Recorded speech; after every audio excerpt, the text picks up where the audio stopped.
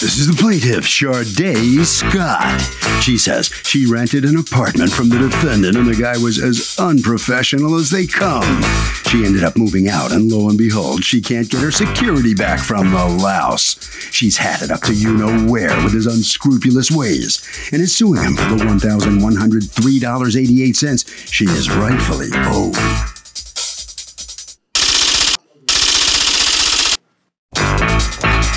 This is the defendant, Darren Proctor. He says the plaintiff needs a real attitude adjustment because she flies off the handle over the littlest things. As far as her security goes, she doesn't deserve a penny. In fact, he's the one owed money because the plaintiff left the apartment a bloomin' mess. He's accused of holding on tight.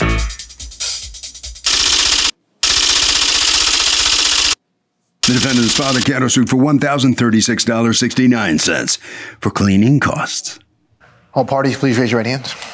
Welcome back to the People's Court. Next case on the docket, the plaintiff rented an apartment from the defendant and the guy was just plain shady. But the defendant says the plaintiff is unstable and a pig to match. It's the case of this little piggy went to the People's Court.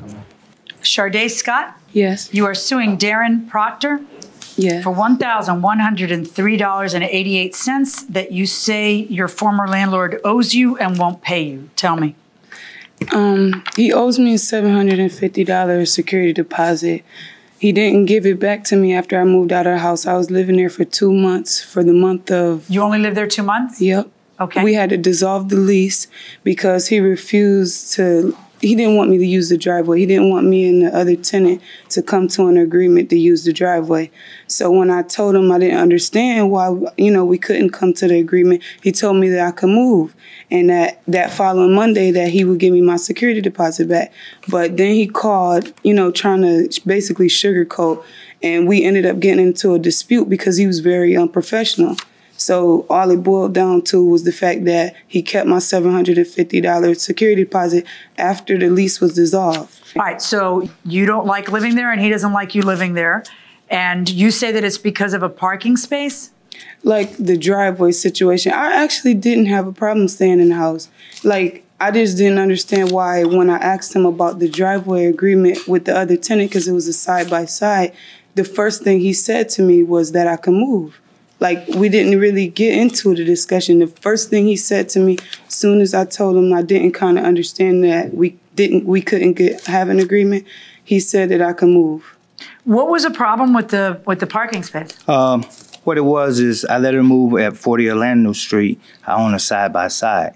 So I made it perfectly clear to her she can park there to the time being until somebody move in 42. When somebody move in 42 Street, you had to park on the street. And we agreed to it. But then once somebody moved there, she's implying that that person was in agreement to work out something with her. Is that not true? No, because number one, because I put it in writing for the other tenant that she can park there because it's two different sides. It's a driveway for 42 and there's no driveway for 40. So she'd be actually parking in someone else's driveway. Right. In the side neighbor's driveway. So instead, she called, started complaining, making noise over there for the tenants, cussing me out, very disrespectful. So it wasn't peaceful and calm. No, I don't understand. I don't understand. No. It was what? It's like nasty. Nasty. It was just nasty. We was just going at it. So you just told her you can move if you don't like it. I just told her that. And then she did. So you kept her security deposit. Why? Why? Because she did not clean up. She did not. She did damage to the storm doors and everything. I also have pictures and everything. What wasn't cleaned up? Give me specifics. Like the stove, like the refrigerator, the bathroom, the kitchen. How bad could it be? The lady was there 60 days. She was there 6 days. She wasn't there no 6 days. Oh, 60 days. Oh, yes, 60 days. Okay. What is this a picture of? That's a picture of the storm door, what she broke. And then she left 2 plastic bags and a...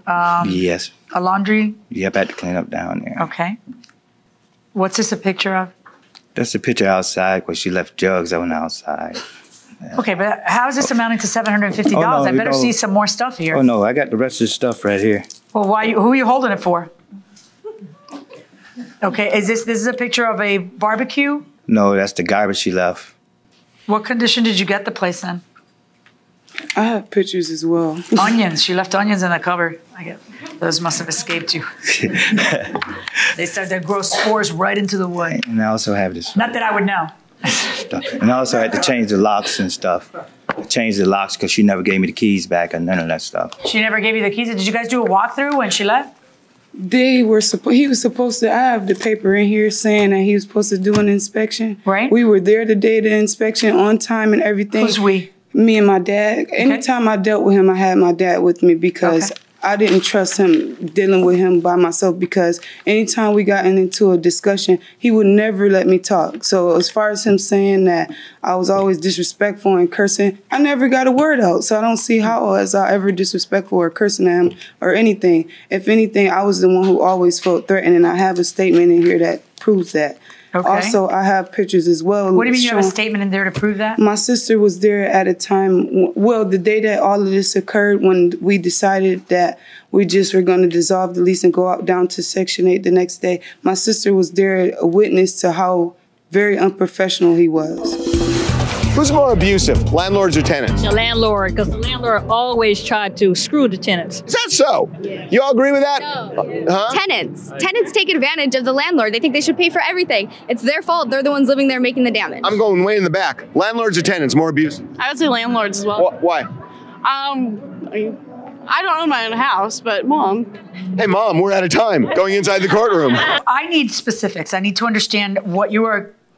What is the reason that you're keeping $750 that you think that you can? You've shown me pictures, and I did just a second. I haven't finished my question. You've shown me pictures, and yes, I see that she left a few jugs lying around, 2 chairs, that a storm door is broken, and that there's some onions. I also say, if you look in there, I wrote down the list inside there. The pictures and everything I wrote down, I had to mop the floor. Okay, but you can write whatever you want. I need to see proof of your claim. And one thing is to say, well, it needed a little extra cleaning and somebody had to bend over and pick up a couple of jugs. And another thing is to lay claim to somebody's $750. This receipt is for $998, and it's made up of the following: cleanup, removal of trash debris, clean all plumbing traps, and snake sewer lines. And that's $998? And he had all the other stuff in there. That's all there is, cleaned yard trash. You have a counterclaim against her, $455 for cleanup, $475 for cleanup, plus the trash removal, the plumbing, the snake sewer lines, the lock set, and gas carbon monoxide. I guess that's the alarm? Yes. Did you take away the alarms? No. I have pictures of the house as well, too, ma'am. They just on my phone. That's the only thing. But I never took anything out of the house because I knew it was going to come to this. I knew I was going to have to take him to court. How did you know? Because I knew I kept calling him, asking for my security deposit prior to knowing that I was going to be leaving at the end of the month that we dissolved the lease. He wouldn't answer any of my calls. I left all kind of messages. Do you have a picture of the missing gas and carbon monoxide alarms where you could see the piece, but the thing has been taken away? Do you have a picture of that here? No. Can't hear you. No. Right. I was looking for that in all of these pictures. All righty. Based on the evidence that I see in front of me, you don't get pain and suffering in a case like this. Otherwise, I would collect so much pain and suffering from you people, I can't even begin to tell you, okay? I'm going to find that you're entitled to, from what I see here, $75 for extra cleanup, because there are a few things there, including the patching up of the door. That's it. And I find that you have to return to her $675 plus your court costs on your counterclaim against her, $0. Thank you.